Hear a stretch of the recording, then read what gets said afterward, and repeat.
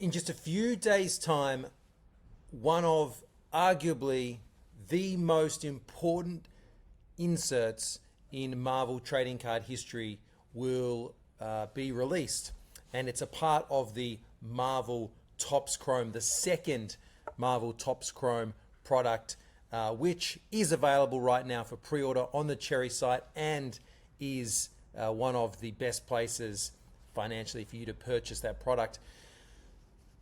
But I want to talk a little bit about an insert that will appear in this product. And we don't know a huge amount about that insert just yet, but we do know it is in the mix. On the website for Topps Chrome Marvel, you can see it featured here with Dr. Doom there in the bottom left-hand corner, next to one of the inserts that I don't believe will be an important feature, which is the Facilities.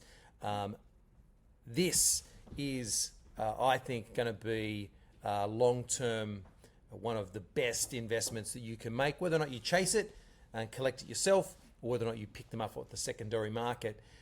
If we jump into the checklist, we'll see that Topps have loaded this initial checklist of Marvel Reflections with some of their best names.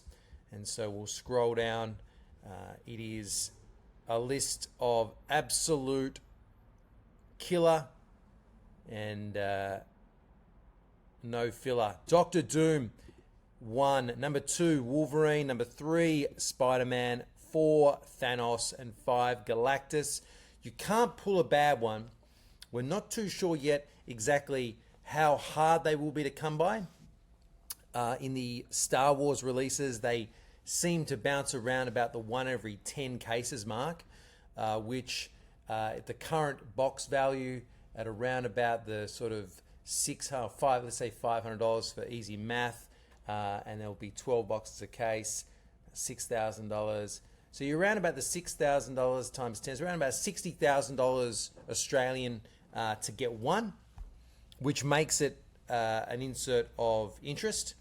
But there's only a checklist of 5, which means that they're going to be available. There's not going to be they're not going to be less than 100 of them. They're going to be produced, in the hundreds.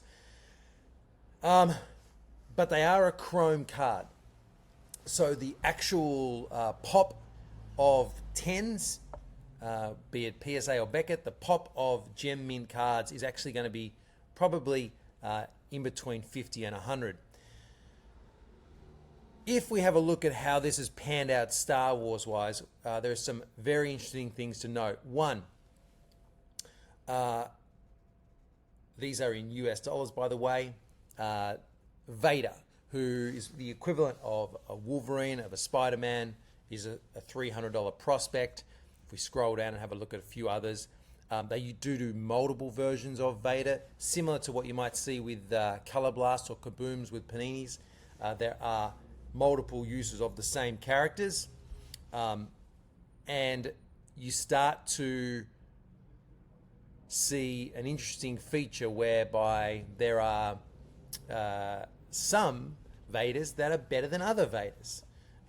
There are some Fets that are better than other Fets. The market starts to decide what nuances they prefer.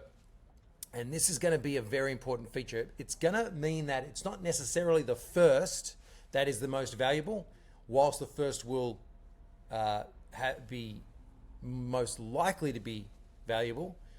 There will be an opportunity for future sets to throw into the mix a reflection that just happens to be the most sought after.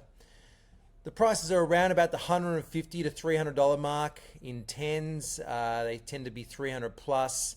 Consider the Mandalorians around the same price as Vader.